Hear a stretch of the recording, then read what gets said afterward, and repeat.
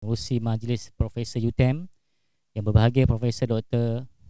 Muhammad Rizal bin Saleh, menjalankan tugas Timbalan Naib Chancellor Akademi dan Antarabangsa, yang berbahagia Profesor Dr. Teknologis Dr. Rabiah binti Ahmad, Dekan Fakulti Teknologi Maklumat dan Komunikasi, yang berbahagia Profesor Madya Dr. Jariah binti Muhammad Joy, Pengarah Pusat Kecemerlangan dan Kesarjanaan Akademik, tuan-tuan dan puan-puan yang dihormati.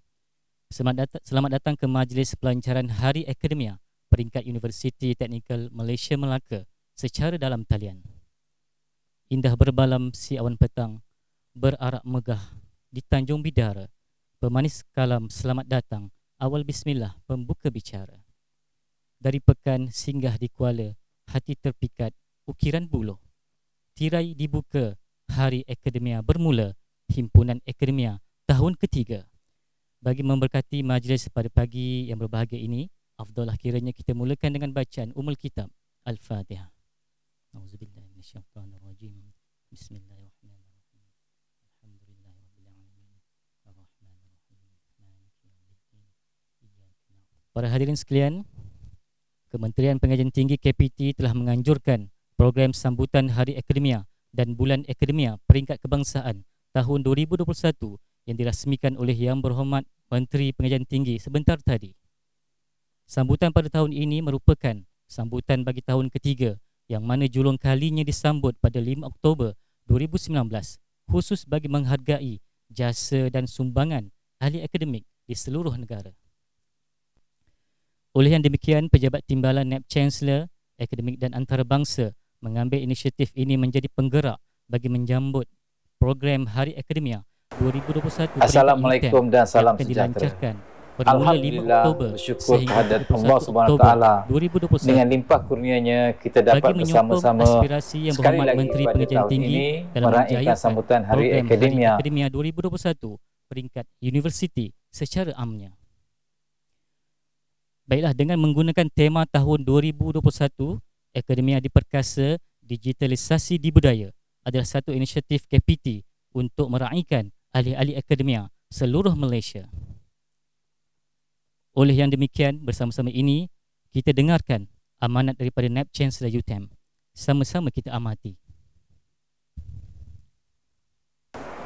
Assalamualaikum dan salam sejahtera. Alhamdulillah, bersyukur kehadirat Allah Subhanahu Wa Taala dengan limpah kurnianya kita dapat bersama-sama sekali lagi pada tahun ini meraihkan sambutan Hari Akademia peringkat Universiti Teknikal Malaysia Melaka pada 5 Oktober 2021. Sebagaimana yang semua sedia maklum, tarikh 5 Oktober setiap tahun telah digazetkan sebagai Hari Akademik Peringkat Kebangsaan bersempena dengan UNESCO World Teacher Days yang turut disambut di semua institusi pendidikan tinggi di seluruh Malaysia. Walaupun Hari Akademia UTM pada tahun ini masih mengekalkan platform sambutan secara maya, namun saya yakin pelbagai program dan aktiviti telah diselaraskan dengan sebaik-baiknya oleh Pejabat Timbalan Naib Chancellor Akademik dan Antarabangsa bersama fakulti. Saya percaya berkat komitmen dari semua pihak yang terlibat, sambutan Hari Akademia UTM ini mampu merealisasikan objektif penganjuran seperti mana yang diharapkan. Difahamkan sejurus selepas slot ucapan ini akan ditayangkan video penghargaan dan kejayaan alumni UTM dengan bidang kerjaya masing-masing. Antara aktiviti lain yang akan turut dianjurkan adalah seperti Hari Penasihat Akademik, Hari Terbuka Fakulti secara maya, webinar khusus dan pelbagai lagi aktiviti menarik anjuran fakulti. Tuan-tuan dan puan-puan, sebagai golongan intelektual, ahli akademik khususnya di UTM bukan sahaja perlu memiliki dan mengungguli pemikiran tentang idea yang kritis dan inovatif, malah peranan yang dimainkan juga perlulah bersifat universal. Bukan sekadar membantu dalam proses perpindahan dan perkembangan ilmu kepada siswa dan siswi.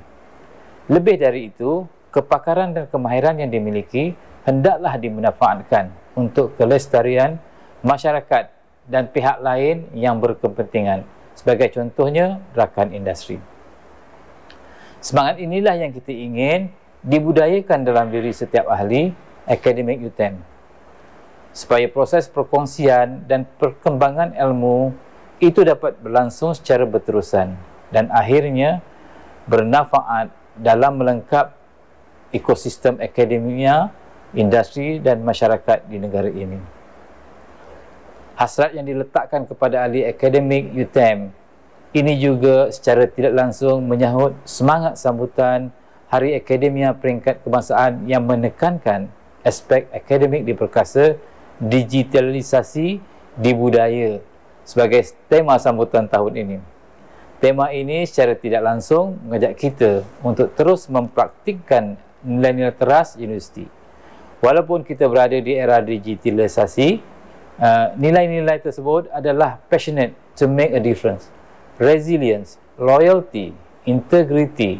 Inilah elemen terpenting yang perlu dipaksikan dalam jiwa kita semua.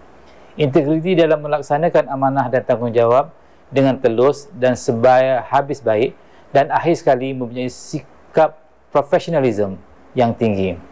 Selain itu, tema ini turut mengajak kita untuk respons secara holistik atau 360 degree, memiliki semangat kebersamaan yang utuh dan sentiasa memiliki sifat rendah diri walaupun telah menawan puncak kejayaan.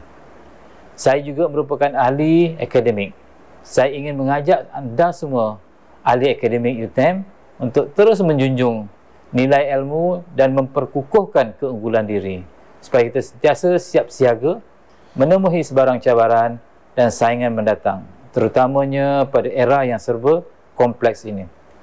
Teruskan perjuangan mencipta kegemilangan diri dan universiti dengan lebih agresif ke terhadapan, dan teruskan usaha murni dan sumbangan ikhlas anda bagi menjayakan hala tuju universiti yang tercinta ini.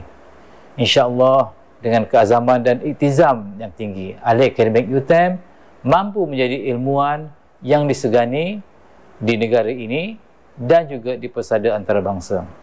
Selamat Hari Akademia 2021. Terima kasih.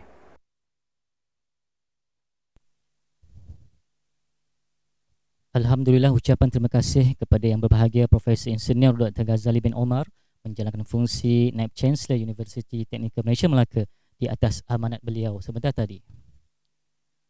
Seterusnya, orang yang hebat akan melahirkan beberapa karya yang bermutu, tetapi guru yang bermutu dapat melahirkan ribuan orang-orang yang hebat. Pendidik yang baik dan cemerlang akan melahirkan pelajar yang cemerlang untuk pembangunan ummah. Hadirin sekalian, justru itu mari sama-sama kita saksikan video penghargaan dan kejayaan alumni UTM dalam bidang kerjaya masing-masing serta harapan pelajar sedia ada dalam kita menuju fasa endemik COVID sekarang. Ayo sama-sama kita saksikan.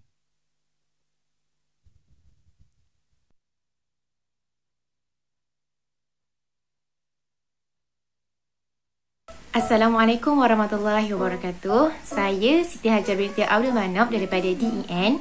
Di kesempatan ini saya ingin mengucapkan ribuan terima kasih kepada semua pensyarah yang telah mengajar kami. Lebih-lebih lagi pensyarah yang mengajar saya.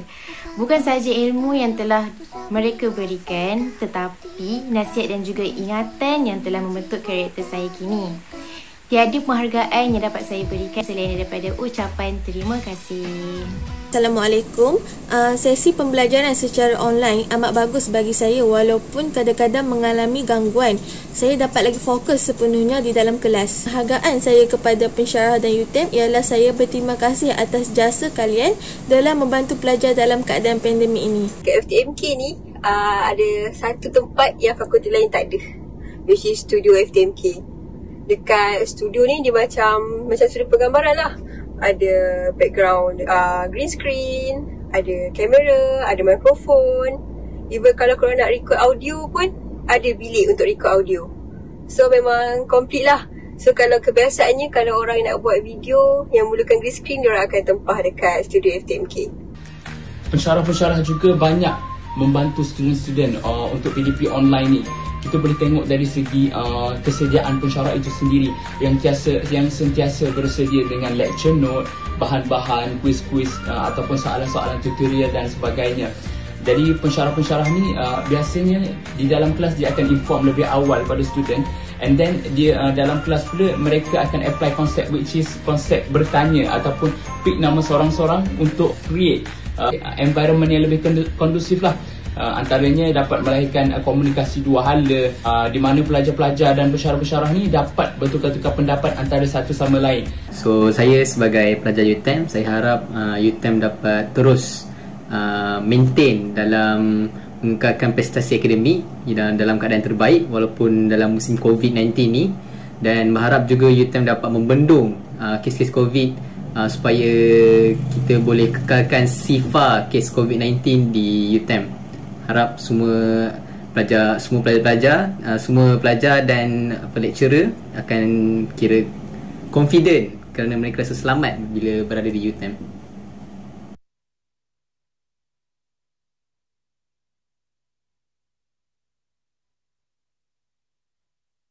Pensyarah-pensyarah sana, pensyarah-pensyarah di UTM merupakan pensyarah yang bermotivasi, pensyarah yang sentiasa memberi galakan kepada pelajar, pensyarah yang sentiasa memberi tunjuk ajar kepada pelajar-pelajar agar apabila keluar daripada UTM nanti mereka merupakan pelajar teknikal yang berkompeten.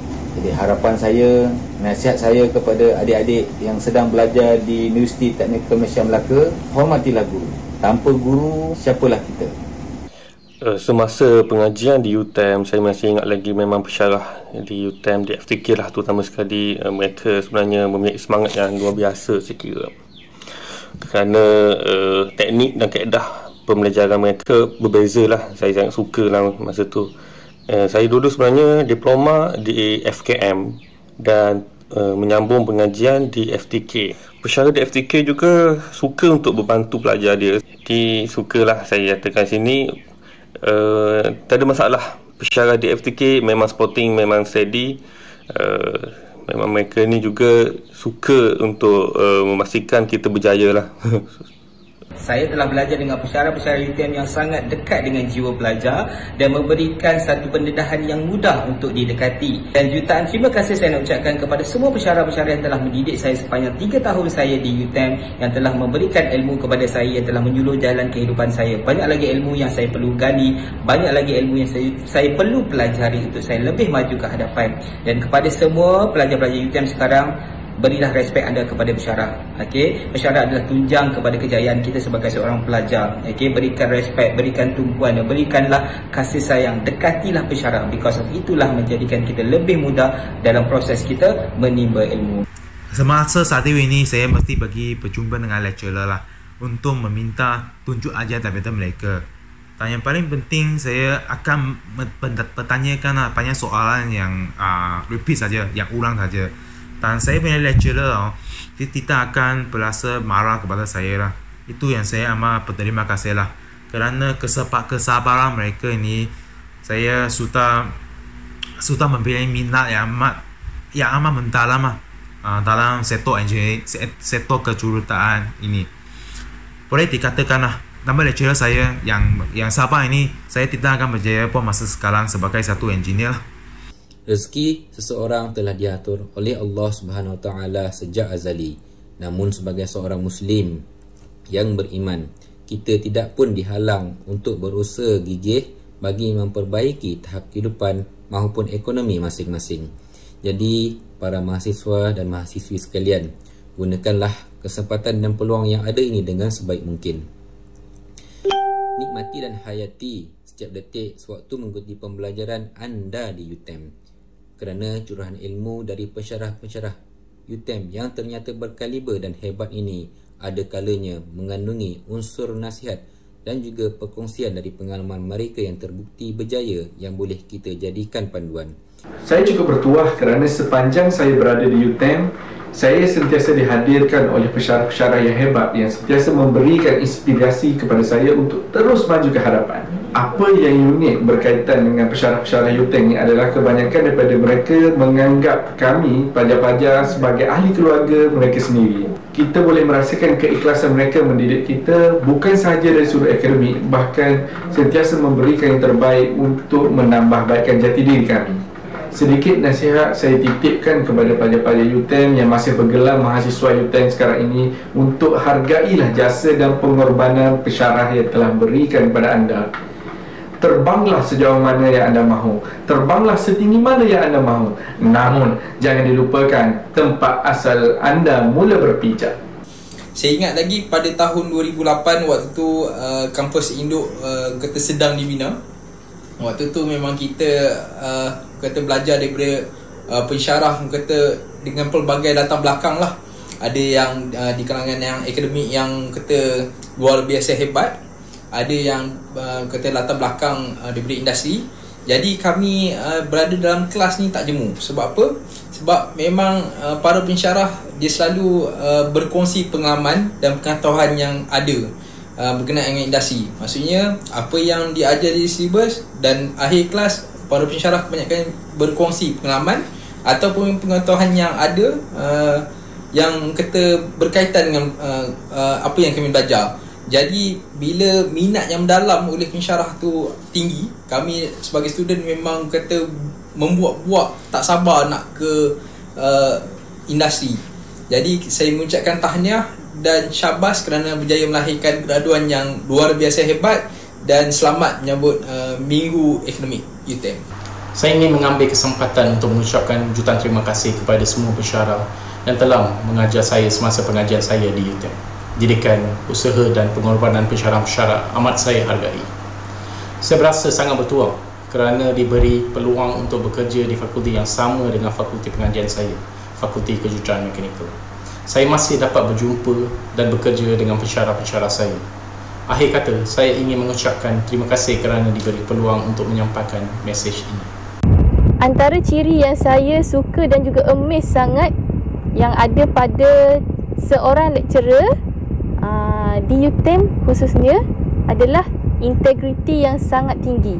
Tahu untuk bertindak dan juga buat keputusan dengan mengikut peraturan tanpa mengenepikan sikap tolak ansur dan juga prihatin kepada siswa-siswi UTM.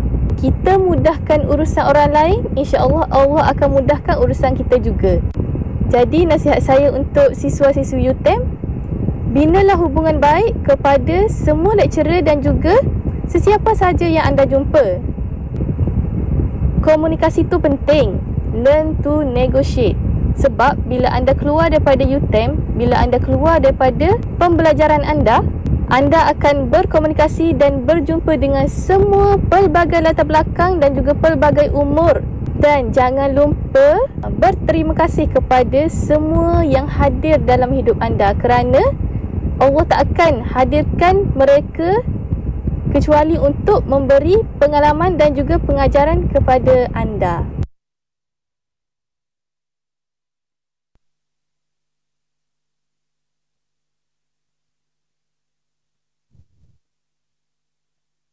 Baiklah hadirin sekalian, seterusnya marilah kita saksikan secara langsung bual bicara akademia dalam program Academic Talk bersama dengan pengerusi Majlis Profesor UTM yang berbahagia Profesor Datuk Teknologis Dr. Syarin Sahib yang bertajuk Wibawa, Integriti dan Profesionalisme Akademia. Tajuk yang dibawa ialah untuk mempertingkatkan ketokohan dan karisma menjadi seorang akademik yang ulung dan berkarakter. Majlis dengan berbesar hati juga menjemput moderator kita pada pagi ini, iaitu Profesor Madya Dr. Jariah binti Muhammad Joy bersama-sama dengan yang berbahagia Profesor Datuk Teknologis Dr. Syarin Sahib untuk memulakan program Academic Talk pada pagi ini. Tanpa membuang masa, majlis dengan berbesar hati menjemput dan mempersilakan. Terima kasih Tuan Pengerusi Majlis. Bismillahirrahmanirrahim.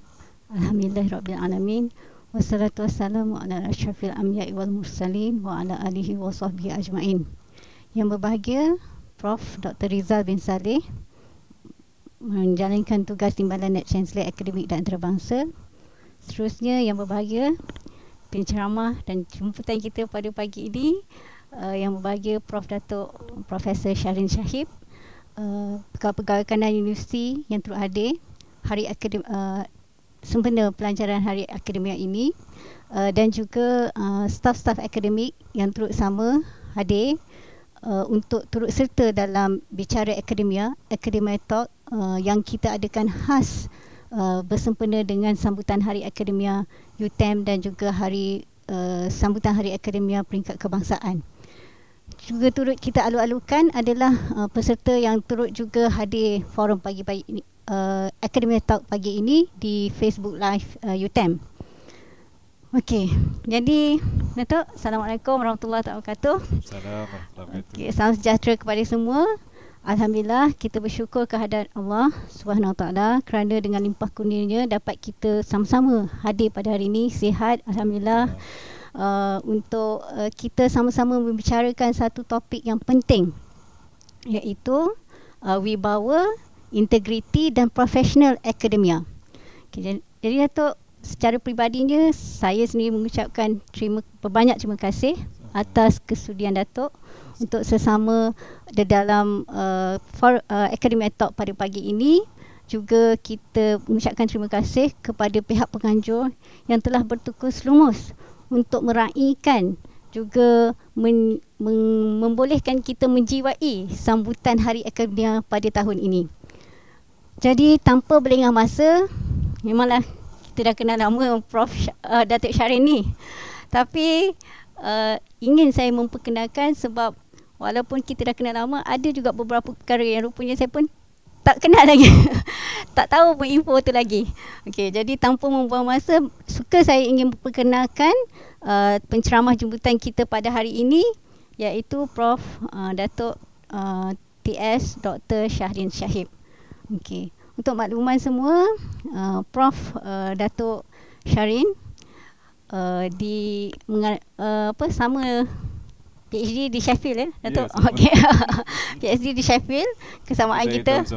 Okey, way back lah. Okey, tapi dan juga pengalaman kerja di berbagai-bagai sebagai akademia, dan juga pentadbir akademik di berbagai-bagai institusi. Sebut saja USM, MMU, Kolej Yayasan Saat dan Yayasan Melaka, dan jadi berbagai-bagai pengalaman Datuk. Jadi kita di UTM memanglah mengenali Datuk sebagai mantan Naib Chancellor, tetapi lebih daripada itu sebenarnya Datuk mempunyai kepakaran dalam bidang cyber security. Okey, dan mempunyai sekarang ini mengetuai kumpulan kompetensi dalam cyber akademik, cyber security di Fakulti Teknologi Maklumat dan Komunikasi. Selain daripada itu, Datuk juga adalah ahli lembaga pengarah UTM, ahli lembaga pengarah Yayasan UTM, dan juga pengerusi Majlis Profesor UTM. Selain daripada itu, Datuk juga menerima Doktor Kehormat daripada Universiti Tokushima, juga fellow akademik di Academic Science, juga beberapa board of director yang lain. Jadi secara keseluruhannya memanglah kena pada tempatnya kita menjemput yang bahagia Datuk untuk sama-sama membicarakan topik ini. Lantaran ada satu yang paling istimewa Datuk. Datuk adalah tokoh akademik UTM di Anugerah Akademik Universiti.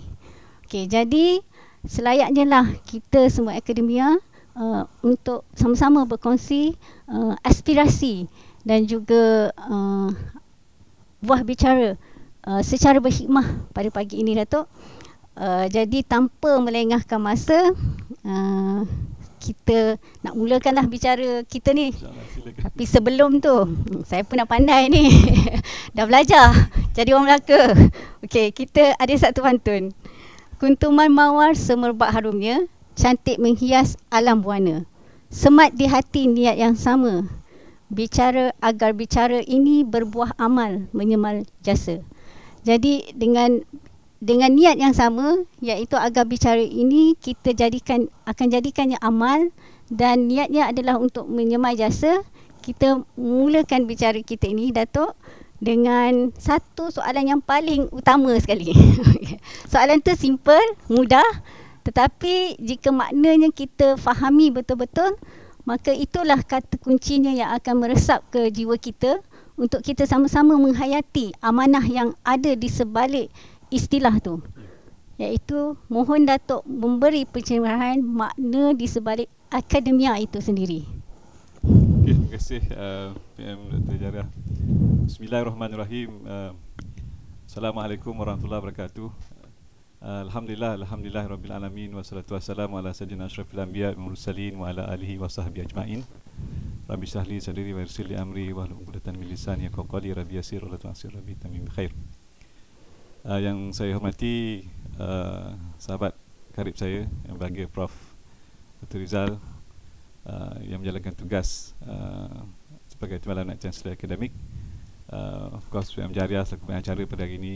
Pertamanya saya bagi pihak diri saya sendirilah ucap terima kasih pada penganjur, walaupun macam bidan terjun juga kita ni, tapi suruh terjun, kita terjun juga lah, Alhamdulillah.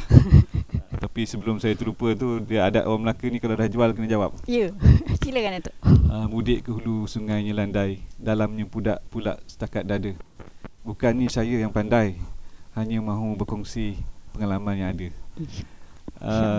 Yang saya hormati semua rakan-rakan yang mengikuti program kita melalui Facebook UTM. Alhamdulillah, pertamanya saya ingin mengucapkan selamat menyambut Hari Akademia kepada semua ahli akademik yang berada di luar sana. Yang mana kita berada dalam dunia akademia ni, pastinya perjalanan dan perjuangan kita ini perjuangan yang tidak kunjung sudah, yang tidak ada penghujungnya sebenarnya. Jadi berbalik pada soalan yang ditanyakan oleh pihak Dr. Jariah tadi, apa yang dimaksudkan dengan akademia itu, bagi saya of course dari segi istilahnya akademia ini bahasa Inggeris lah, di mana kalau kita rujuk dari segi makna asal tu memang semua perkara yang berkaitan dengan pendidikan, pengajaran, peringkat sekolah maupun universiti, berkaitan dengan penyelidikan dan sebagainya, apa saja perihal yang terkait dengan pembelajaran itu dikatakan dunia akademik. Jadi orang yang duduk dalam dunia ini selalunya dirujukkan sebagai akademia lah.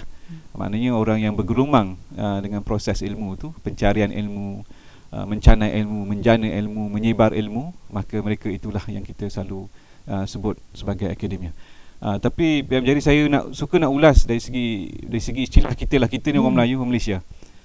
Saya guna istilah orang Malaysia ni sebab banyak juga bahasa kita ni di Malaysia ni kita bahasa sepunya. Kita Malaysia alhamdulillah, saya rasa dalam konteks rumpun bangsa yang ada di Malaysia ni, kita boleh bercakap dalam satu ayat menggunakan 4 bahasa. Kadang-kadang kita pun tak tahu bahasa apa yang kita pakai. Kita main cakap saja. Yang itu yang bagi saya lah sebagai seorang ahli akademik, sebelum dia mengutarakan sesuatu patah perkataan itu, dia kena tahu apa maknanya, apa istilah yang dibicarakan itu, supaya dia tahu asal usulnya. Jadi tanya saya tanya balik lah. Sebagai agak-agaknya lah, kalau contohnya perkataan cawan tu asalnya di mana? Cawan. Alamak, kena teka-teki bagi ni. Kita program buat bicara. Hari-hari pakai. Jawa, kalau Jawa dia kata cangkir. Cawan. Cawan. Tak pandai dah Datuk. Bahasa Melayu ke tidak tu? Mesti saduran tu. Jadi itulah kalau orang yang dah belajar macam PM Rizal, dia belajar di Jepun pun panggil cawan juga. Tapi kalau di Jepun disebut cawan tu adalah mangkuk teh lah. Sebab itulah istilah maknanya dalam bahasa Mandarin pun sama. Cha tu teh, wan tu mangkuk lah. Jadi sebenarnya orang Melayu sampai hari ni lah dia cakap cawan. Dia pun tak tahu sebenarnya istilah tu sebenarnya bukan bahasa Melayu, dipinjam. Itu nak menunjukkan kayanya bahasa kita, kayanya budaya kita, kayanya sejarah kita. Okey, saya nak berbalik kepada perkataan akademia tadi. Begitulah juga dengan penggunaan istilah ni. Kadang-kadang saya ambil contoh lain lah dalam dunia akademia. Okey, saya pernah menjadi dekan, Prof Rizal pun pernah menjadi dekan. Okey, kadang-kadang kita lupa, kita ingat dekan ni bahasa Melayu. Sebenarnya dekan bukan bahasa Melayu. Kalau saya tanyalah sekali lagi pada PM Jari, pernah jadi pengarah akademik, pusat pengarah akademik, dekan ni bahasa apa sebenarnya? Bahasa apa Teruk saya kena tak tahu. dugakan dengan saya ni. Bahasa saya tak tahu Datuk. Tapi saya ada satu penemuan hebat. Masa saya pergi lawat zoo negara, ada satu binatang nama dia dekan. Itu bukan dekan. Ini satu lagi masalah ejaan bahasa Melayu. Kalau kita tulis S-E-P-A-K, bunyinya macam mana? S-E-P-A-K. Bunyinya macam mana? Boleh ada berbagai. Ada, kalau ada yang dulu ada apostrofi kat atas, boleh jadi sepak, boleh jadi sepak. Dia bukan apostrofi. Kalau zaman saya dulu kita kata I tanda E. Tu namanya I tanda. Jadi saya sangat ingat perkataan ni kerana saya gagal menjawab dengan betul soalan SRP waktu itu, Prof Rizal. Zaman dululah, tahun 83 kot kita SRP dulu. Saya baca 2-3 kali tak faham. Rupanya perkataan tu sepak, saya baca sepak. Okey, yang kena sepak tu kucing. Saya ingat orang yang kena sepak. Ni nak cerita lah. Nak mengatakan bahawa dalam penggunaan istilah ni kadang-kadang dalam tujuan berkomunikasi, kita bercakap dalam bahasa yang sama tetapi mempunyai makna-makna yang berbeza. Jadi kita kata hari ni hari akademia, tetapi perkataan akademia itu memberi maksud yang berbeza-beza kepada semua orang. Tulisnya sama, tapi bunyi lain. Macam tadilah, yang itu bukan dekan. Oh, kalau dekan duduk dalam zoo nyanya. Yang duduk dalam zoo tu namanya apa? Dekan. Yang makan buluh tu dekan, bukan dekan. Dia kalau tak pernah jumpa haiwannya, dia macam kolak. Ya, macam tenggiling sikit kecil. Dia duduk di pangkal buluh. Kalau saya kecil-kecil selalu jumpalah. Tapi kalau nampak sangat lubang tu banyak, kita takut juga. Cakap ini haiwan apa pula. Tapi sebenarnya tu dekan lah. Sebutannya dekan. Ya. Jadi itulah yang saya katakan tadi dari segi penggunaan istilah. Balik cerita akademia. Jadi dalam bangsa kita ni, perkataan yang paling dekat dengan akademia ni sebenarnya perkataan guru. Jadi di situlah maknanya kalau kita di universiti telah diperlembagakan dalam perlembagaan semua universiti awam. Okey, yang ini di bawah Akta Universiti yang didefinisikan. Saya baca section 2. Saya takut salah baca kan, nanti PUU Universiti kalau semua marah saya. Dia kata guru artinya seseorang yang dilantik menjadi guru. Ni pun kalau saya belajar sekolah dulu, kalau guna perkataan yang sama dalam definisi, salah. Tapi pelik juga geng-geng lawyer ni boleh terima pula kan. Tapi tak apa. Apapun itu perlembagaan yang telah diluluskan oleh parlimen kita. Guru artinya seorang yang dilantik menjadi guru mengikut perlembagaan ini, Amanah Manusia Awal termasuk kita di UTM, dan termasuklah, mana guru memang gurulah, kalau dia guru bahasa dia guru. Termasuklah Profesor Kanan. Okey, Profesor Madya, Fellow, penolong Profesor, reader. Kita tak ada reader, tapi itulah kalau UK ada reader. Pensyarah kanan, pensyarah, penolong pensyarah, guru bahasa dan matrikulasi dan tutor. Maknanya nak kata apa? Kalau saya lah di luar sana, kalau saya berpakaian begini selalunya, memang kalau ke pasar malam pakai kopi putih, orang akan panggil saya ustaz atau panggil saya cikgu. Saya anggulah. Kalau saya pernah masuk di hospital pun, sebelah kata tanya saya, kerja cikgu ke? Saya kata ya, saya cikgu. Okey. Tetapi nak ceritakan juga, ada orang bila disebut dia cikgu, dia rasa macam dia downgrade. Saya pensyarah, saya ada PhD, saya doktor. Tengok nama saya tu ni, nama UTM pun ada doktor, contohlah. Tapi bukan kat UTM lah, bukan kat Universiti Malaysia, universiti kat mana tempat lain lah. Okay? Tapi nak menceritakan di sini, maknanya akademia itu sebenarnya asal usul orang yang bergelumang dengan ilmu itu, kalau di Malaysia ini istilahnya guru. Okay? Istilah bahasa kita cikgu lah. Dan dia menjangkau daripada peringkat bawahan, sama dia mengajar kanak-kanak kecil, sampailah kita yang berada di Menara Gading di universiti ini, fungsi kita guru. Maknanya guru. Akademia itu guru. Okey, pihak kerajaan menggunakan istilah yang berbeza nak membezakan peranan kita di pengajian tinggi, okey, dengan guru yang berada di sekolah. Tetapi hakikatnya kita guru. Hakikatnya kita guru. Jadi di situlah maknanya kalau kita tengok, nak tanya lagi jadilah kataan guru ni pula asal dari mana? Ini apa? Tukar position lah. Tak ada, kita berbual bicara. Saya tanyalah yang di luar sana pun kan. Boleh letak dekat chat tu. Komen di chat. Okey. Komen guru. Jadi mana kalau jawinya gewau-rewau tu? Guru. Guru. Dua patah aja. Bahasa Sanskrit ke? Bahasa Sanskrit. Jadi nak ceritakan pendengar ataupun yang mengikuti program kita ni, banyak kayanya bahasa tinggi Melayu. Perkataan sastera tu pun Sanskrit. Bahasa-bahasa istana, bahasa-bahasa perundangan, bahasa-bahasa halus dalam budaya Melayu dan Indonesia, Nusantara lah senang cakap. Okey, memang Sanskrit asalnya. Okey, memang Sanskrit asalnya. Dan itu yang kadang-kadang orang kita lupa. Tidak mengkaji makna asal, dia lari. Jadi di situlah maknanya kalau kita melihat pada perkataan guru yang asalnya dari Sanskrit itu apa maknanya? Itu maknanya di situlah datangnya perkataan pendeta. Dan kita pun kalau yang beragama Islam memang disebut dalam Quran tu al-ulama warisatul anbiya. Maknanya orang yang berilmu itu, yang memegang kunci ilmu itu, yang memahami ilmu pengetahuan, apa saja jenis ilmu, maka dia pewaris Nabi. Kenapa dia pewaris Nabi? Kerana kerja Nabi adalah menyelamatkan orang lain, membantu orang lain, mengeluarkan daripada kegelapan kepada keterangan. Okey, gelap kepada cahaya. Zulumati ilan nur, daripada kegelapan ketidakfahaman. Sebab itulah bila cikgu tanya, masa jadi di sekolah tu, cikgu tanya, faham tak? Nampak tak? Jadi akan jawab, baru nampak cikgu, nampak apa? Mata dah nampak, tak buta. Nampaknya itu sebenarnya adalah maknanya kepada kefahaman pada mata hati, yang disebut juga oleh Syed Nakib Al-Atas itu, maknanya kefahaman ilmu itu adalah kesampaian makna kepada roh. Maknanya yang faham tu bukan fizikal kita ini, tapi terkait dengan elemen roh. Jadi berbalik pada perkataan akademia itu tadi, maknanya merujuk kepada kelompok kita lah yang berada di universiti ini, yang bergelumang dengan pengajaran, pembelajaran, penyelidikan, penulisan itu, maka kitalah akademia. Dan hari ini adalah sambutan pada hari kita untuk menghargai. Okey, saya selalu guna ayat lah, kalau kita sama kita tak ucap terima kasih sama kita, siapa lagi nak ucap terima kasih?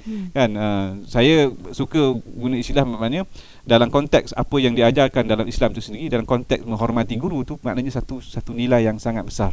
Jadi di sini dah, kalau kita lihat di Malaysia, budaya kita, orang tu dah meninggal pun tetap dipanggil arwah cikgu si fulan. Tapi tak pernah dengar juga kadang-kadang orang sebut arwah profesor si fulan-fulan, kadang-kadang ada, kadang tak ada. Tetapi hakikatnya nak mengatakan bahawa akademia itu hakikatnya dia guru, dan peranannya juga adalah sebagai seorang guru. Jadi saya berhenti kat situ dulu lah. Jadi kan panjang pula ulasannya, sampai petang gitu dijaga. Okey, alhamdulillah. Baik Datuk, kesimpulannya. Okey, tadi kesimpulan, bukan kesimpulan program, tapi kesimpulan daripada kita nak memahami makna akademia tu tadi. Secara perlambagaannya, secara turutannya, istilahnya itu, kita nak simpulkan guru, pendeta, yang paling penting sekali rohnya adalah mengeluarkan kegelapan mengeluarkan kegelapan daripada ketidakfahaman kepada kefahaman, daripada gelap kepada cahaya. Jadi di situ Datuk, macam Datuk maksudkan tadi, adanya tanggungjawab, amanah mewarisi Nabi, yang mana amanah itulah yang kita perlu sama-sama laksanakan. Dan terkadang dengan tidak adanya forum yang sebegini, bicara diskusi yang macam ini, yang macam ini, kita tenggelam. Lupa. Tenggelam. Syok dengan tengok citation ni, index siapa tinggi, siapa tak tinggi. Tenggelam dalam kemodenan, himpitan KPI dan segala macam bagai. Sedangkan rohnya tu kita tidak dapat semangat asalnya. Jadi poin kita yang pertama tadi, hendaklah kita sama-sama akademia ini kita kembali kita balik. Guru. Kita ni guru. Kita pendidik. Sekali guru, selama-lamanya guru. Di rumah guru, di office guru, di dalam masyarakat pun guru. Yang mana amanahnya tu adalah mendidik. Mendidik potensi di sekeliling kita. Macam kita ni Datuk dah masuk 5 series ya. Datuk lah. Saya 4 series lagi. Okey. Maksudnya fikiran kita adalah untuk generasi yang akan datang. Jadi terkait kita dengan tajuk kita pada hari ini, wibawa, integriti dan profesionalisme akademia. Perincikan Datuk, kenapa kita perlu bangkitkan hal wibawa ni, integriti, profesionalisme yang berkait dengan akademia dan karier perguruan kita? Okey. Banyak tu, itu memang kita boleh kupas panjang lah. Tapi kita ambil sikit lah sebelum producer kita stop kita.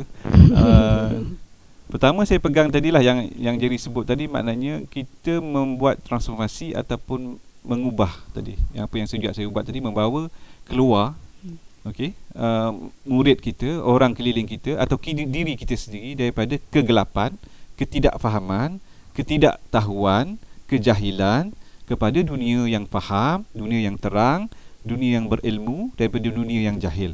Jadi itu tanggungjawab, sebab tu dia besar tanggungjawab tu.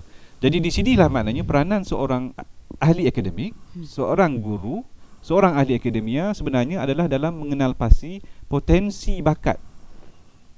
Dan dia berlaku pada semua keadaan.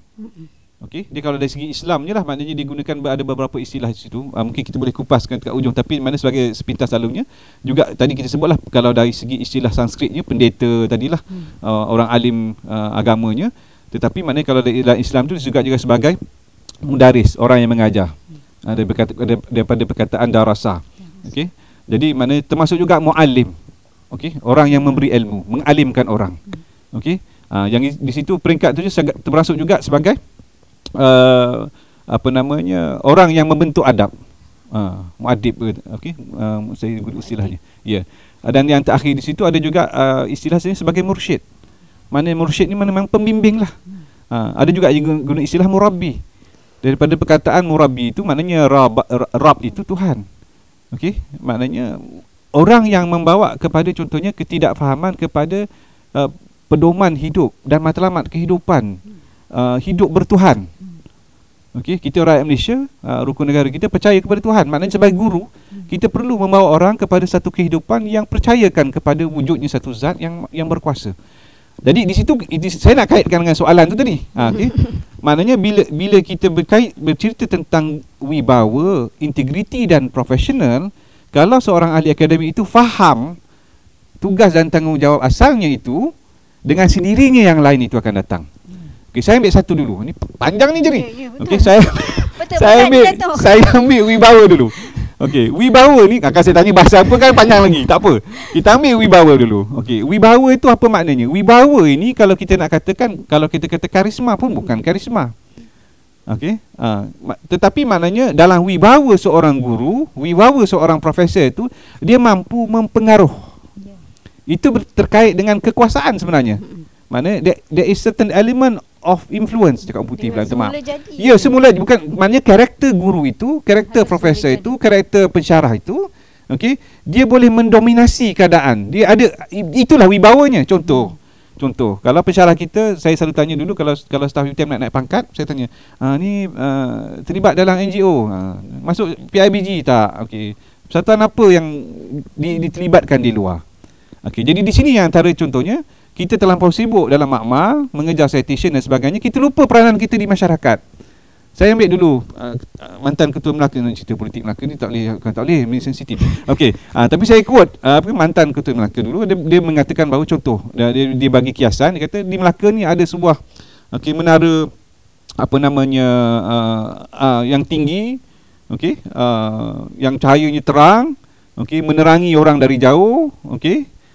Lighthouse lah, umpamanya bahasa Melayu cakap apa jadi lighthouse ni? Rumah api. Rumah api. Dia kerana jam dah tua ni. Okey. Maknanya lighthouse ini, okey, kapal daripada jauh tu, Selat Melaka nampak. Tapi orang yang di kakinya gelap. Jadi itulah peranan kita. Kita duduk di Taman Melaka ni tak besar, rakyat sampai 1 juta pun. Mungkin dah sampai sekarang ni. Tapi dulu singkatan saya dalam 900,000. Kita di UTM ni ada kurang lebih 800 ahli akademia. Profesornya ada 26 orang. Prof Mahdi ada berapa? Tak kira pula, tak apa tak. Tapi nak ceritakan ahli akademiknya, kalau dicampur lagi dengan guru dan juga jurutera pengajar yang terlibat dalam proses pengajaran ni, sampai dah dekat 1000. Bayangkan kalau mereka ini, kita ni, bukan mereka, kita. Okey, berada dalam masyarakat, okey, berwibawa. Baru nak cerita wibawa. Maknanya mempunyai pengaruh dalam masyarakat. Okey, melihat pada potensi. Saya ambil contoh hidup lah. Saya ambil contoh hidup. Okey, dalam keadaan yang selamba saja. Okey, hari ni kita pakai chroma key kat belakang ni. Hijau ni. Kalau bahasa Jawa kata hijau. Okey, tapi dia keluar dekat skrin tu gambar ada latar belakangnya. Okey, bila kita uja, okey, ahli yang dalam bidangnya yang asalnya macam-macam si Farid kata ni tak cukup terang lah apa benda lah kan. Tapi nak ceritakan bahawa di situ kita melihat potensi, ada potensi, boleh buat, kita uja dia. Itulah peranan kita sebagai pendidik. Akhirnya mereka boleh buat lah, kita terror lah juga sebenarnya. Maka datang keyakinan kepada anak didik dan mereka menjadi lebih profesional. Itulah peranan kita. Dia tidak mengira bilik kuliah, dia bukan dalam bilik darjah saja. Bukan kita dalam makmal, tidak. Maknanya wibawa itu di semua tempat. Maknanya semasa dia melakukan penyelidikan, bila contohlah kalau bidang dia, katalah bidang PM jadi material tak siap saya. Bahan. Jadi bila orang kata siapa pakar bahan ni, PM Dr. Jariah. Maka itu wibawanya dalam bidangnya. Okey, tapi ada wibawa lain ke tidak? Jadi tak, maknanya jadi kata ada. Jadi maknanya kita secara sedar maknanya bahawa kita tahu itu tanggungjawab kita sebagai orang yang berilmu. Okey, saya tanya soalan lagi. Contoh, agak-agak kat Malaysia ni berapa ramai yang ada PhD? Berapa belanja kerajaan untuk mengeluarkan seorang PhD? Banyak lah tu. Kalau saya dengan suami cari tu berjuta. Ya, jadi itulah nak menceritakan bahawa kalaulah kita tak rasa itu tanggungjawab, tanamkanlah rasa inilah masyarakat telah membelanjakan kepada kita, memberi pendidikan dan peluang kepada kita mencapai satu tahap keilmuan yang di mana kita berada sekarang. Apa kita nak bagi balik? Okey, jadi di situlah maknanya daripada wibawa tadi nak bawa, maknanya perlu ada integriti. Integriti ni pula banyak lapis. Okey, kerana di bawah integriti itu ada etika. Di bawah etika itu pula ada nilai. Okey, nilai apa yang kita pegang? etika apa yang kita guna. Baru sampai integriti. Tapi saya kena cakap, jadi kita manusia, saya juga manusia. Kita bukan malaikat. Okey, kita makhluk yang sempurna hanya yang mencipta, bukan yang dicipta. Tapi kita dalam konteks penciptaan, okey, Allah sebut kita penciptaan kita sempurna. Kitalah yang sama ada menyempurnakannya atau kita mencacatkannya. Okey, macam Nabi katalah yang lahir itu putih bersih, ibu bapalah yang mencorakkan dia menjadi Yahudi atau Majusi. Okey, jadi balik kepada integriti tadi, maka kita kena semak apa nilai yang kita pegang. Di mana kita letak nilai kita pada masyarakat? Di mana kita lihat nilai sepunya kepada kenegaraan? Sayangnya kita kepada di mana bumi kita dipijak, di situ langit kita junjung. Di mana semangat kebersamaan kita? Hati kuman sama dicecah, hati gajah sama dilapah. Di mana konsep ta'awun kerjasama?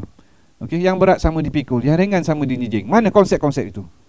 Okey, ini tidak kan? Kita kata, ini kena compete kita. Kita nombor 9, nombor 10, naik lagi. Okey, akhirnya kita memijak orang lain, okey, demi kita mencapai peringkat yang lebih tinggi. Tetapi sebenarnya pada hakikat tanggungjawab kita adalah membawa kita bersama dalam satu pasukan, okey, dalam satu konteks kerja untuk mencapai matlamat yang lebih mulia dan lebih tinggi. Jadi di situlah bila timbul wibawanya, timbul integritinya, datanglah profesionalism di situ. Okey, termasuk dalam profesionalisme itu perkataan profes. Okey, tak payahlah kupas bahasa lagi. Tetapi maknanya dia menjiwai. Okey, dia menjiwai, dia hidup. Jiwa ni perkataan apa, Jerry? Jiwa. Apa maknanya? Ya, perkataan jiwa juga Sanskrit, daripada perkataan jiwa. Okey, kalau dalam istilah Arab, kalau kita dah dalam konteks Islam ini, maknanya terkait dengan roh, terkait dengan kalbu, qalb itu sendiri. Maka membawa maksud apa bila kita kata profesionalism itu dijiwai, maka nafasnya itu akademik. Okey, pergerakannya akademik, fikirnya akademik, langkahnya akademik. Kalau saya guna istilah lain, cakapnya guru, dengarnya guru, fikirnya guru, tangannya guru, kakinya guru. Maka semua yang disentuh tadi akan berubah. Ingat apa yang diubah? Daripada kejahilan kepada kefahaman. Okey, melihat pada potensi. Saya juga hasil daripada seorang guru. Saya ingat lagi, saya form 5, seorang guru panggil saya keluar kelas, tolong sign ni Rin. Saya 4 orang. Saya tak tahu pun borang yang saya sign itu sebenarnya adalah borang untuk pelajar luar negara. Okey, kita budak-budak apa kita faham. Tetapi seorang guru yang melihat pada potensi, dia bangunkan potensi. Dan itulah tanggungjawab kita. Jadi harapnya menjawablah itu. Wibawanya, integritinya, profesionalismenya. Okey, faham. Okey, alhamdulillah. Datuk, kita tadi jelas, maksudnya wibawa, integriti dan profesionalisme itu adalah suatu yang berkait.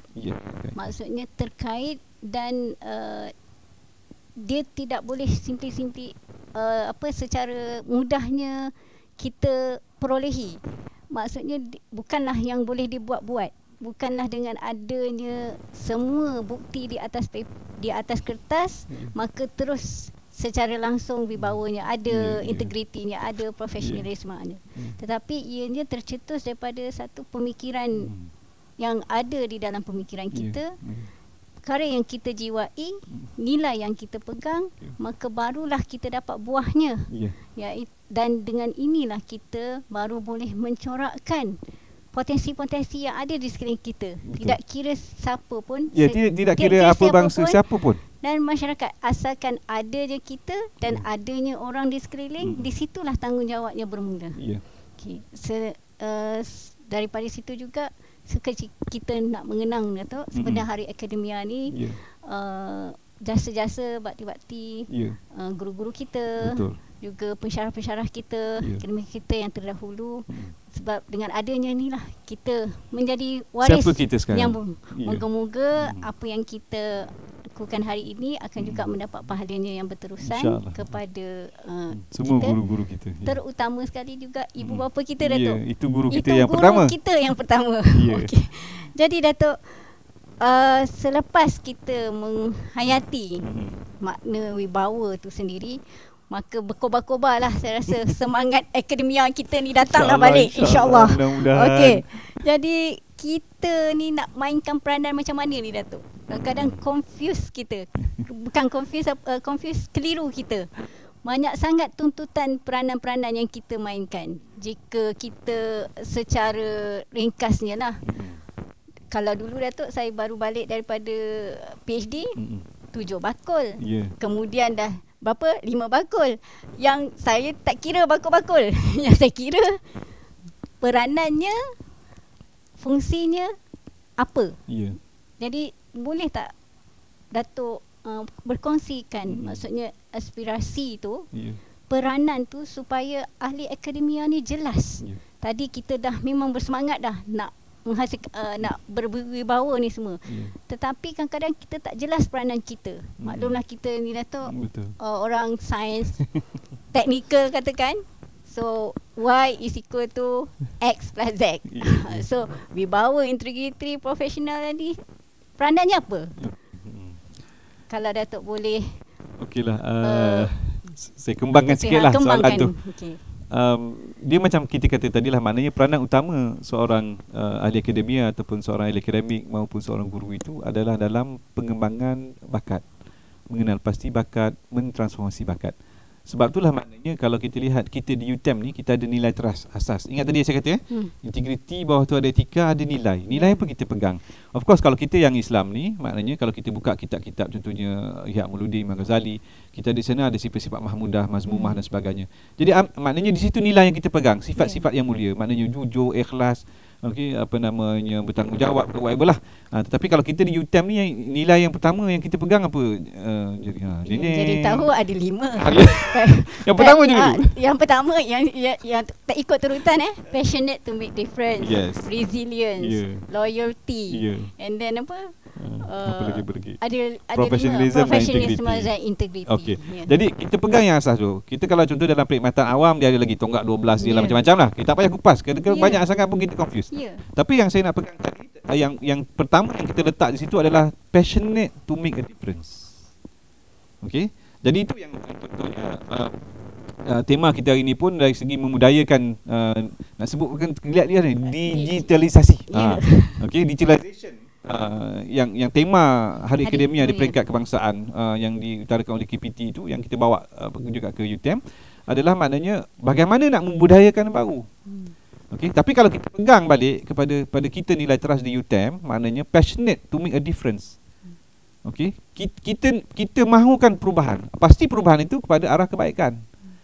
Jadi soalan dia, apa peranan pensyarah sebenarnya? Tetapi maknanya yang saya katakan tadi, kita bergelumang dalam medan menjana ilmu, mencari ilmu. Okey, dan itu yang contohnya bila kita tanya, okey, kenapa you publish? Why do you publish? Why do you write? Why do you supervise? Ada orang salah niat, minta maaf saya cakap lah. Okey, saya alhamdulillah macam jadi kata tadi lah, saya dalam akademia ni memang saya start daripada saya jadi fellow USM tu tahun 90, tahun 89. Okey, sampailah hari ni. Maknanya walaupun nampak kalau CV saya tu macam pindah randah lah, tapi memang dunia saya adalah dunia akademik. Dunia saya adalah dunia akademik. Nak menceritakan apa dia tadi, maknanya dalam pada kita melihat di mana saja kita diletak, di mana saja kita diposisikan. Okey, yang itu timbul persoalan. Adakah dicempak ke laut menjadi pulau? Itu seorang ilmuwan.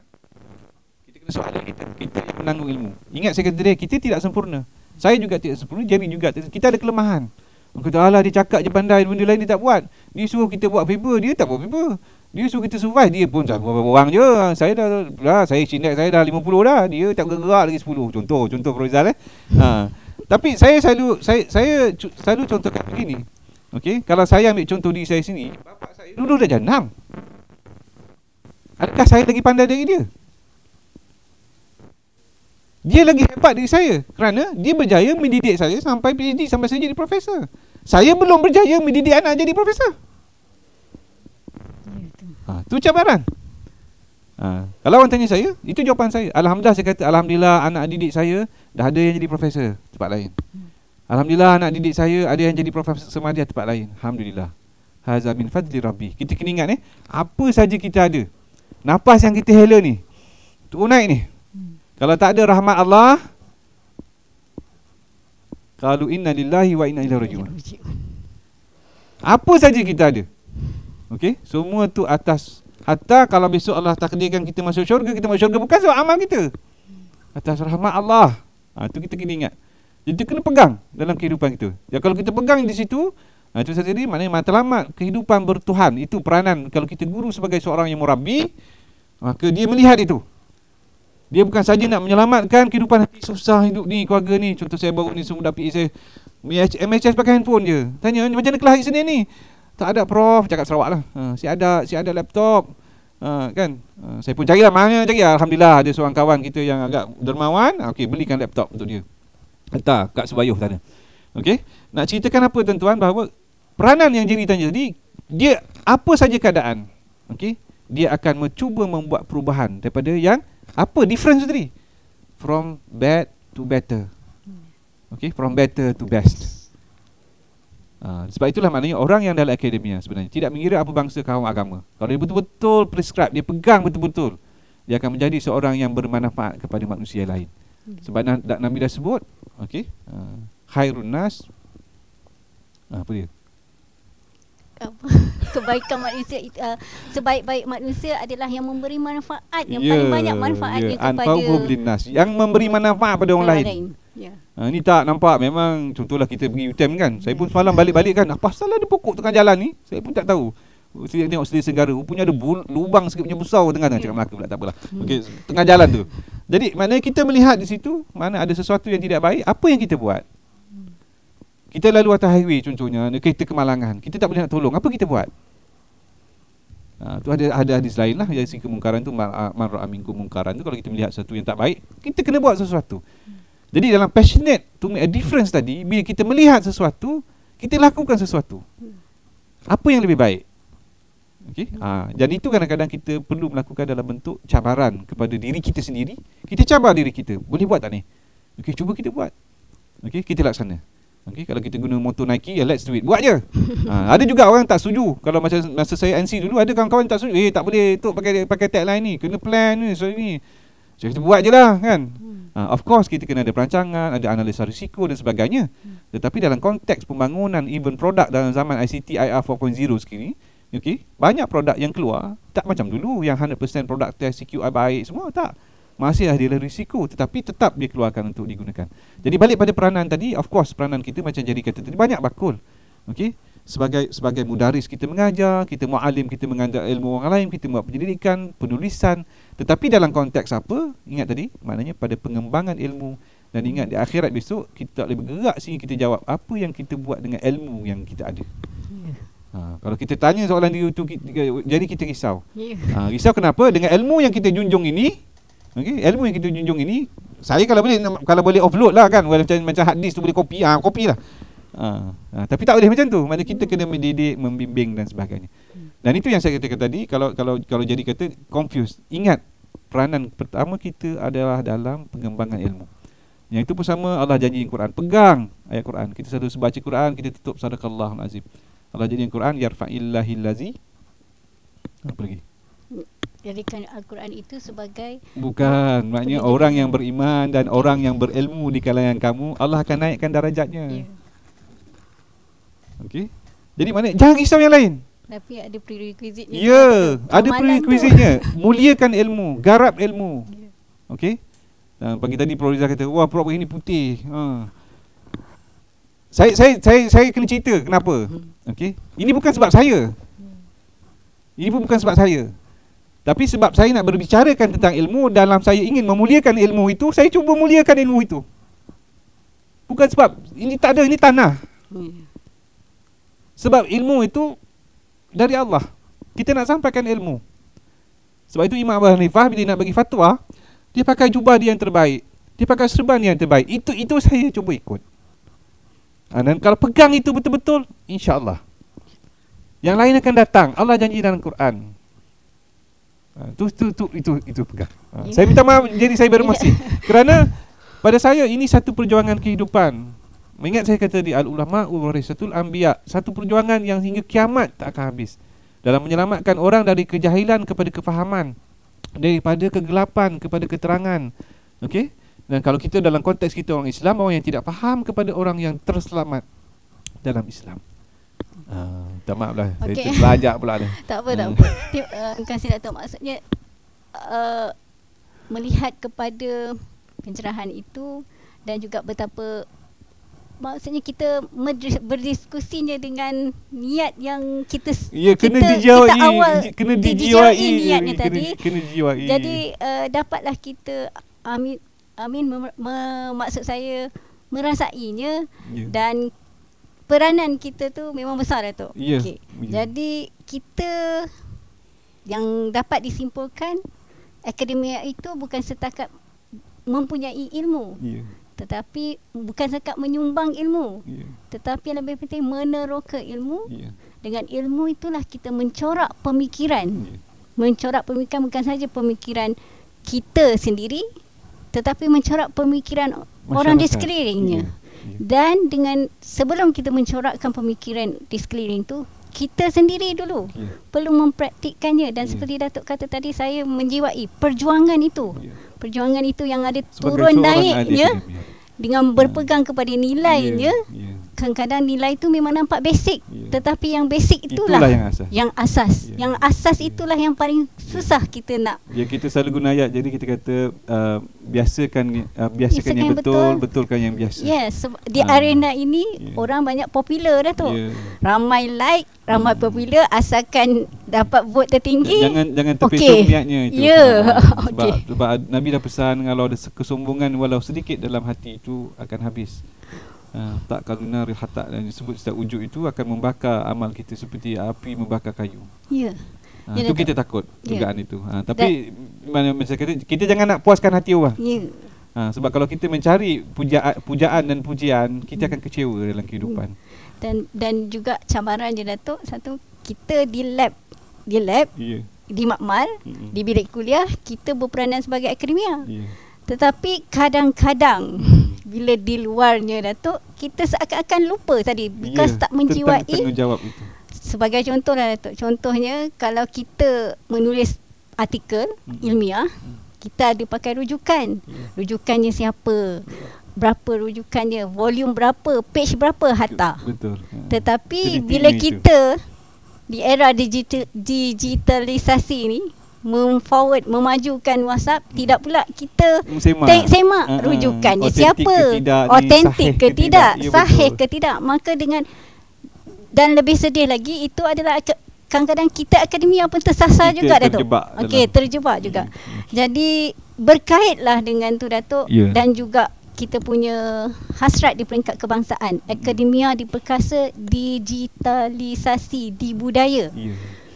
Cabaran tu Datuk. Kalau kita dulu ialah setakat cabaran untuk menyemak, mendapatkan buku, rujukan dan sebagainya. Tetapi cabaran sekarang adalah the loads of information.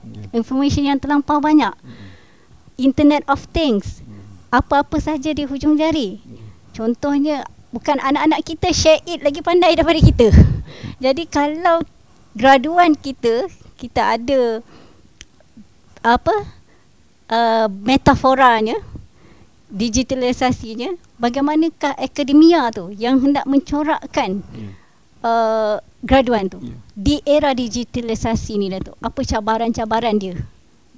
Nilai integritinya. Saya guna beginilah Jari. Budaya sekarang ni budaya cut and paste. Okey. Sehingga pada peringkat, minta maaf saya cakap lah, tapi ini realiti yang berlaku. Seorang profesor pun dah publish tempat lain. Okey. Lepas tu copyright dah bagi kat orang. Tapi sebab dia tulis, dia rasa macam dia punya. Tapi sebenarnya copyright dah bagi kat publisher tu.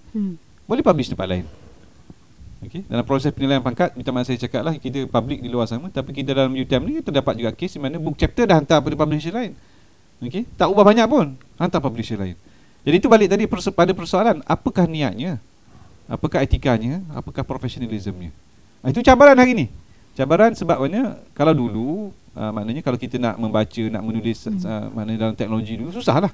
Okey. Tetapi hari ini terlampau mudah. Okey. Walaupun kita guna turn-in dan sebagainya, tetapi masih lagi ada orang maknanya mampu menggunakan teknologi tertentu, memanipulasikan maklumat dan sebagainya, sehingga ada yang contohnya, minta maaf saya cakap, data yang difabricate dan sebagainya berlaku. Okey, kita tak naklah tunjuk kepada individu tertentu, tetapi nak menyatakan bahawa dalam zaman perubahan digitalisasi pada hari ini, itulah antara banyak cabaran yang berlaku. Saya cuma nak pendekkan, maknanya balik pada tadilah membiasakan yang betul yang biasa tadi. Di situlah juga maknanya berlaku ataupun keperluannya kita untuk membaharukan yang biasa dan membiasakan yang baru. Kalau dulu kita mungkin sambutan ni di Dewan Besar. Tapi pada hari ini dalam keadaan pandemik, maka kita berdiskusi di alam maya. Maka kena biasakan. Kita kuliah dengan PA kita semua online. Kena dibiasakan. Jadi di situ bagaimana tadi kesampaian ilmu tu, adakah anak murid kita faham apa yang ingin kita sampaikan? Adakah kita menjiwai tugas kita sebagai mendidik, nak mengubah anak didik kita itu dalam konteks dunia digital pada hari ini dengan pelbagai bentuk cabaran.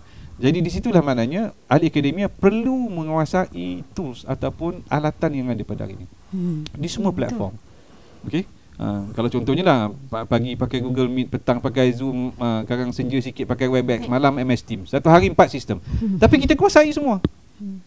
Kerana itu hanyalah wasilah. Itu bukan natijah hujungnya, bukan matlamatnya.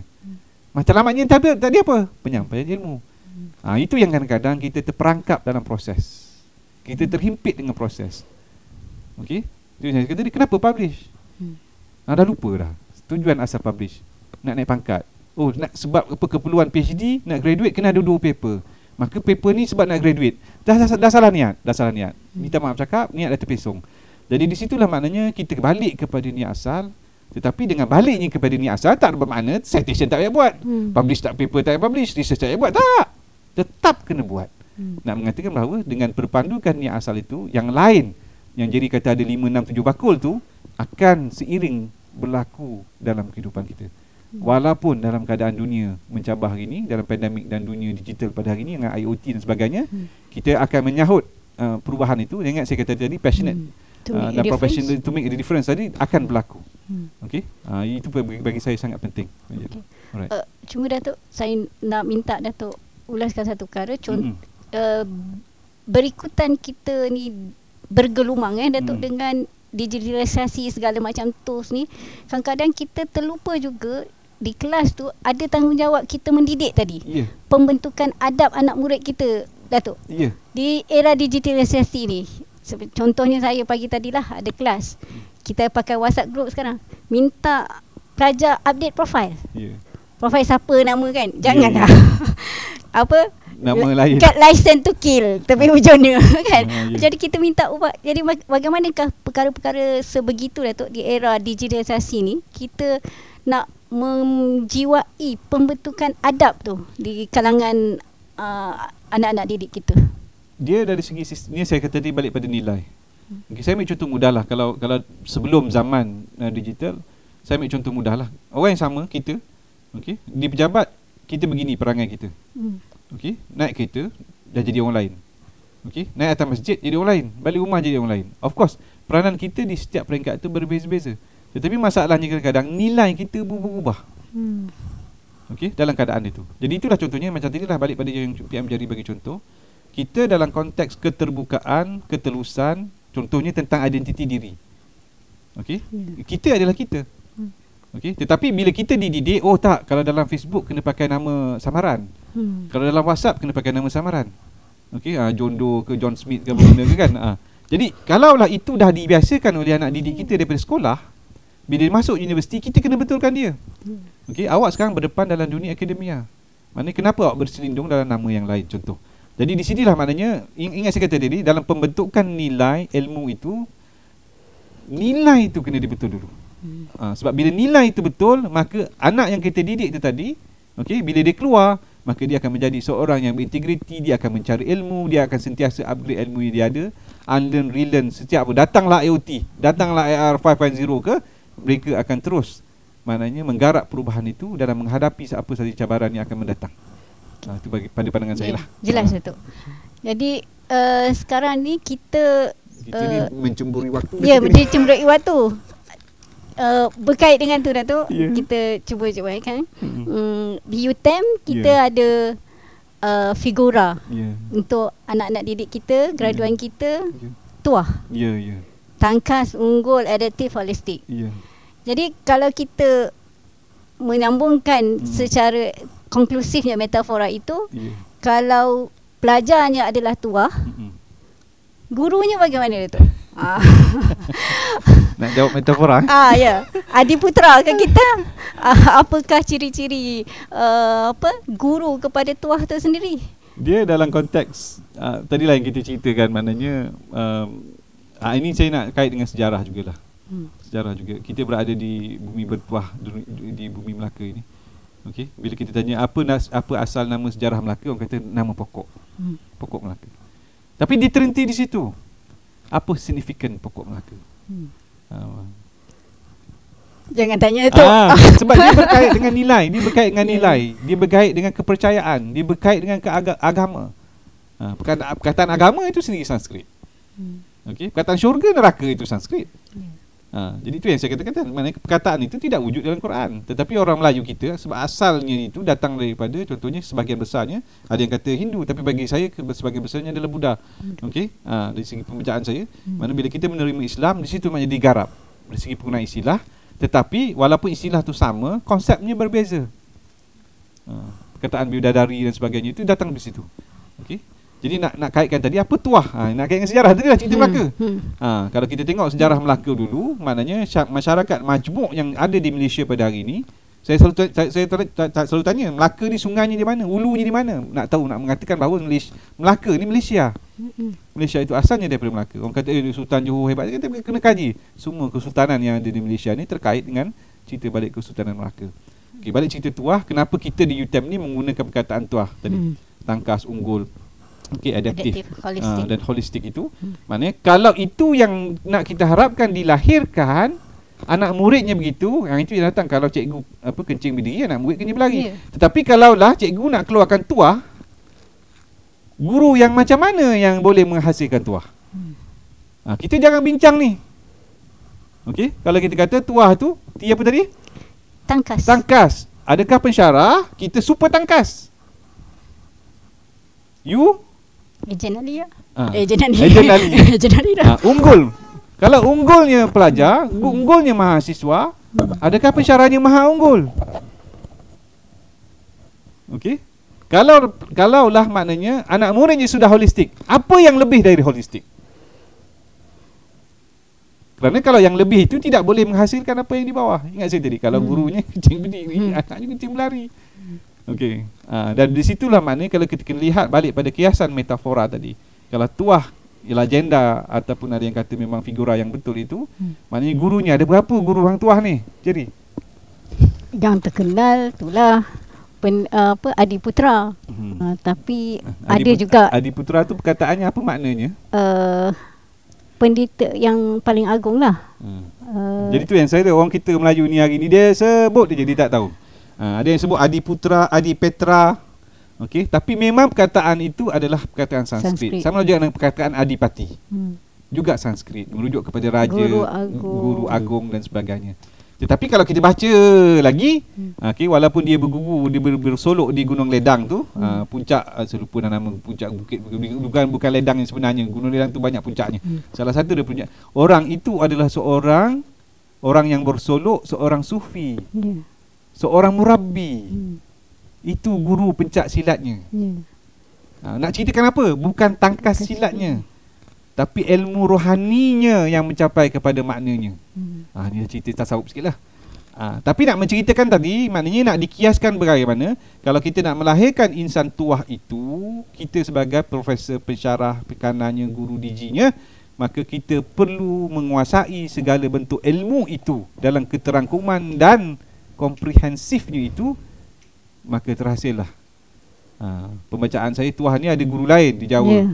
Abang ni kepada Adiputra. Ada guru lain juga, ada beberapa orang guru. Tetapi semuanya itu dia akan terkait dengan maknanya ilmu-ilmu yang berkait dengan kefahaman matlamat kehidupan dan ketuhanan. Itu. Maksud saya tadi mana kalau betul di zaman sekarang ni kita nak melahirkan bukan satu, bukan 5, okey, tetapi ribuan tuah daripada UTM ini, maka kita sebagai ahli akademik dalam UTM ini perlu menguasai dan kefahaman kita tentang konsep ilmu sebenar, okey, dan menjiwai keilmuan itu, barulah insya-Allah terhasil anak murid kita dalam bimbingan dan didikan kita terpandu, tertunjuk, okey, dan kena ingat kefahaman itu bukan milik kita. Okey, dia adalah milik Allah. Okey, kita hanya boleh mengajar, tetapi yang memberi keterangan dan kefahaman itu Sebab itu saya suka pegang pada ayat Allahu nurus samawati wal ard itu, maknanya yang memberi keterangan dan kecerahan itu adalah hak Allah. Hatta kalau Nabi SAW pun pak saudara dia tak memeluk Islam. Okey, Nabi Nuh AS pun anak dia tak mengikut dia. Kerana apa? Milik hidayah, petunjuk, kefahaman itu milik Allah. Jadi pesanan saya pada pensyarah, jangan give up. Sebab Allah takkan persoal apa hasil kau. Ni publish tak semua ni? Citation tak? Apa usaha yang kita buat? Melihat kepada contohnya anak itu bermasalah, masalah keuangan, keluarganya susah. Bagaimana kita nak mengeluarkan dia daripada suasana itu kepada alam yang tadi ketidakfahaman, mungkin dapat ijazah, boleh membantu diri dia, membantu keluarga dia dan seterusnya. Jadi kalau tanya balik pada soalan saya, guru yang macam mana yang boleh mendidik tuah itu, mana itulah maha gurunya yang kita kena ada, barulah terhasil insan tuah itu. Allahu a'lam bishawab. Kita tahu maha guru. yang mudarisnya, yang murabbinya, yang muallimnya, yang muadibnya, yang mursyidnya. Itu kalau saya nak guna istilah Arabnya lah. Ya Datuk. Berkenaan dengan bayangan tu tadi, jadi terpahatlah kita satu konsep, satu perkataan, satu gagasan. Kita semua ni perlu menjadi maha guru. Tapi cabaran yang kini Datuk, kita nak rapkan, kita nak kembali kepada realiti yang kita hadapi sekarang tu.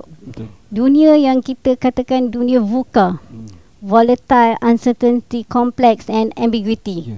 Maksudnya ya, dunia yang tidak stabil, dunia yang tidak pasti, dunia yang kompleks, rumit, dan dunia yang kabur.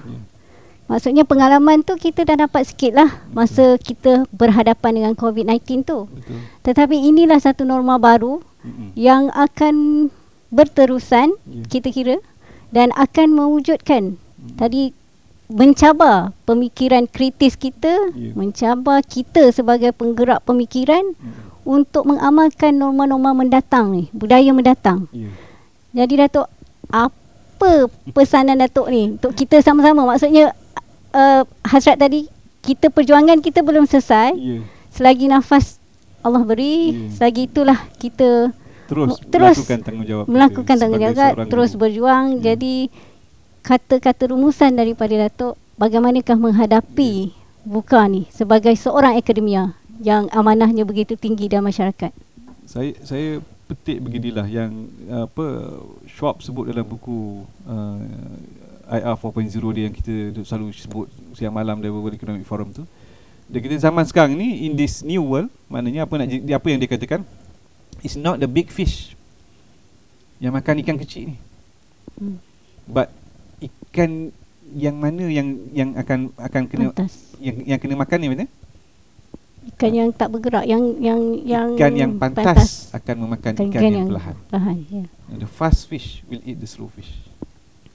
Nak ceritakan apa? Maknanya dalam, ingat kita punya tuah tadi, tangkas tu saya kata tadi, pensyarah kena super tangkas. Kerana agility, resilient, robustness, flexibility, ability to adapt and change, learn, unlearn and relearn, kitaran proses itu. Itu yang akan menentukan survival kita.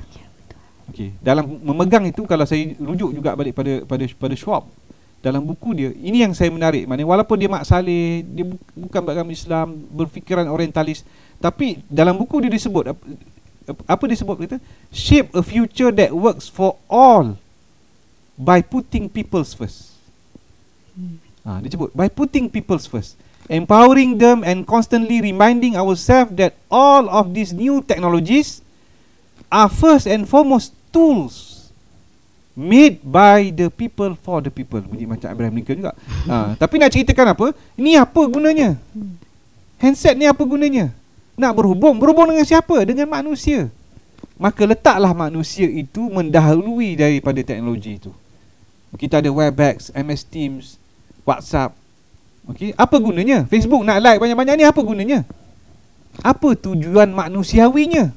Apa natijahnya? Apa keperluan manusia? Manusia, doa kita hari-hari pian jari, ya Allah, bahagiakanlah kehidupan aku di dunia dan di akhirat. Itu yang kita nak. Mudah-mudahan satu hari ni Allah rezekikan kita nikmat melihat wajah Rasulullah, wajah Allah. Itu yang kita nak. Tapi apa yang kita buat? Ini semua alat fata morgana saja. Apa yang kita guna dengan alat-alat ini? Kita pendidik, apa yang kita guna dengan WhatsApp untuk mendidik? Apa yang kita guna YouTube untuk mendidik. Okey. Kadang-kadang minta maaf cakap, okey, untuk yang generasi baru ni. Okey, tablet jadi babysitter, TV kat rumah jadi babysitter, Power Rangers jadi babysitter. Padahal kita seharusnya mendidik mereka. Sama juga kita di universiti. Okey, bila kita membuat tugasan, assignment dan sebagainya, adakah pelajar itu terdidik atau sekadar nak mencapai PO, CLO dan sebagainya? Minta maaf saya cakap, itu wasilah, kaedah. Pembelajaran tidak boleh diautomasikan. Pembelajaran tidak boleh dimekanikalkan. Kerana dia adalah proses roh. Minta maaf saya guna istilah tu. Kalau saya cakap macam ni dalam orang tengah bagi OBE, marah saya. Tapi dari segi hakikatnya itulah dia. Kerana kalau roh itu tidak disentuh, ilmu itu tidak tercapah dan tidak sampai. Sebab itulah juga saya quote lagi suap. Bukan kita banyak pakai orang terlibat. The way forward, dia cakap 4 je. The mind, the emotion, the body and the soul. Dalam sembahyang kita ada rukun qauli, rukun qalbi dan rukun fi'li. Maknanya kalau sambil Allahu Akbar, tangan tak angkat, mulut tak sebut, hati tak masuk, tak tasdik, tak sah solat. Tasyahud tak sebut, kalau kita dalam mazhab Syafi'i juga tak sah. Nak menceritakan bagaimanakah kita sebagai pendidik nak menyepadukan dalam anak murid kita. Ni buka, website buka, dia duduk dalam selimut. Okey, masalahnya PM jadi bukan setakat yang belajar tu duduk dalam selimut, yang mengajar tu pun duduk dalam selimut. Minta maaf lah, bukan universiti kita, universiti lain, bukan universiti Malaysia, universiti tempat lain. Ini mesyuarat jabatan ni di rumah, work from home. Okey, buka handset, buka sebelah. Ni goreng ikan ni. Ni goreng ikan ni. Sempat shopping. Saya pun sama juga, sambil vaksin mesyuarat ni. Tapi saya cuti hari tu, tak apa.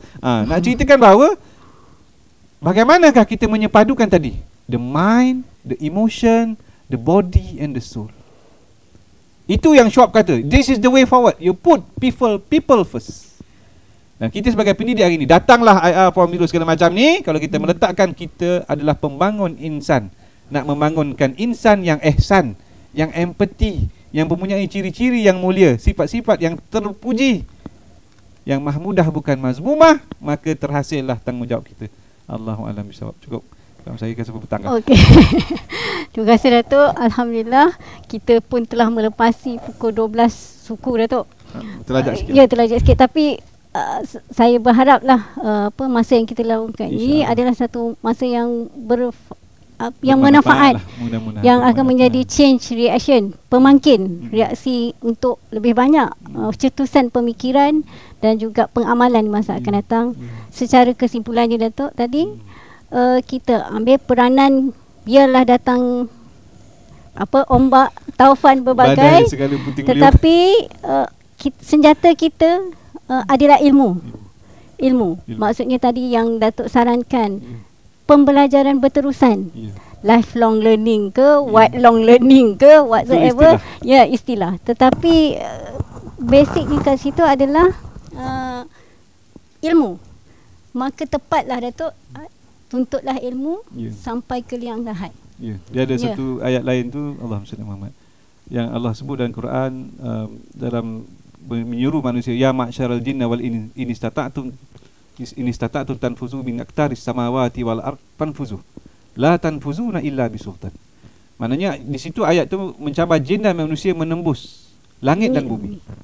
La tanfuzu, tak boleh tembus kecuali illa bisultan. Kecuali bukan sultan tu. Nak ceritakan apakah yang dimaksudkan dengan kekuasaan itu. Itulah ilmu. Pasti kita yang Islam itu, fa'azam tu, kita tawakal pada Allah. Maka kita usaha balik bersandar pada Allah.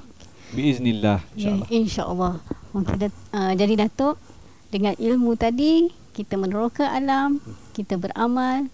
Alhamdulillah, insya-Allah. Niat kita tadi Datuk di awal seperti pantun saya tadi. Apa? Agar bicara, berbuah amal, menyemai jasa.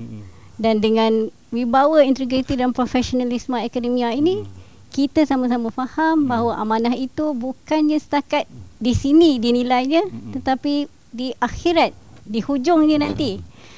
Jadi mohon sama-sama tadi kita Allah Subhanahu Wa Taala, Ilahi beri kita kekuatan untuk beramal. kita ni Datuk yang ni. Ni kita cerita ni kita pasal cerita kita ni. Kita bercerita ni dan kita pemuda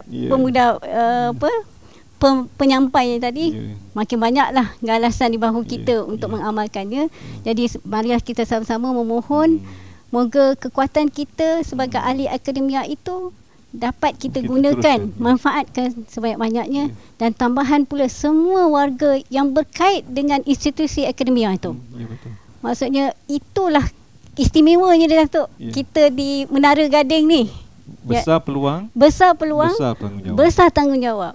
Tetapi di sebalik tu ada amaran juga Datuk. So, kalau contoh kita yang tak baik ni diikuti, besar juga risikonya. Kita akan merosakkan satu generasi. Jadi dengan kita mohon kekuatan daripada Allah, dengan itu kita tinggalkan moga bicara akademia kita. Pantun pendek daripada kawan saya lah. Namanya Datuk Jadani.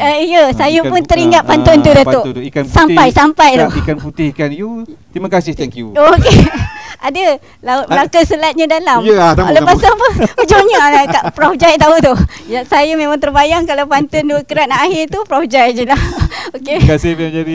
Terima kasih Prof semua yang bersama dengan kita sampai akhir insya-Allah. Moga-moga kita. Maaf lah kalau gurau-gurau saya ada yang terasa. Ya. Okey.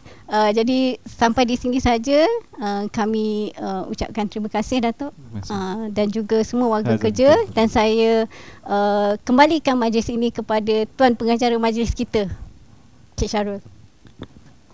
Cik Anwar. Sorry. Cik Anwar. Baiklah, Alhamdulillah, terima kasih kepada Yang Berbahagia Profesor Datuk Tuan Menegeri Dr. Syah bin Sahib dan Profesor Madya Dr. Jariah binti Muhammad Joy atas program Academic Talk sebentar tadi. Mudah-mudahan apa yang disampaikan oleh Yang Berbahagia Profesor Datuk Dr. sebentar tadi akan dapat merangsang pemikiran-pemikiran baru seterusnya membantu ahli akademik menjadi pendidik yang cemerlang dan terbilang. Hadirin sekalian, maka berakhirlah majlis kita pada pagi ini. Akhirnya sepanjang bulan Oktober ini akan diadakan pelbagai aktiviti dan program bagi sambutan Hari Akademia 2021 secara dalam talian yang diadakan oleh pihak fakulti.